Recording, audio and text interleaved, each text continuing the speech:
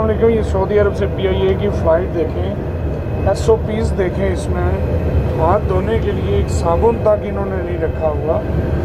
देख लीजिए, ये SOPs हैं इनके।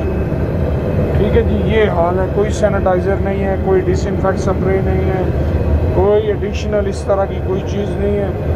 बस ये बाथरूम में जो है तो ये मसला नहीं होगा इस तरह, मतलब ये स्प्रेडिंग ज़्यादा नहीं होगी कोरोना की, तो क्या होगा? ठीक है ना, देखिए, ठीक है ना। ये एक इन्होंने बस जो है फ्लाई इंटरनेशनल पता नहीं है, इसमें पानी डाला हुआ है। और ये देखें, ये देखें, बिल्कुल पानी, देखें कुछ भी नहीं है इसमें, पानी डाल के रखा हुआ है। ना ये साबुन है, ना ये सैनिटाइज़र है, ना ये कोई डिसइंफेक्ट स्प्रे है। तो ये हालत है, ये हालात है हमारे। ठीक है, फिर हम रोते हैं कि कोरोना फैला, ये इंटरनेशनल फ़्लाइट ये है वो है। अल्लाह रहम करे।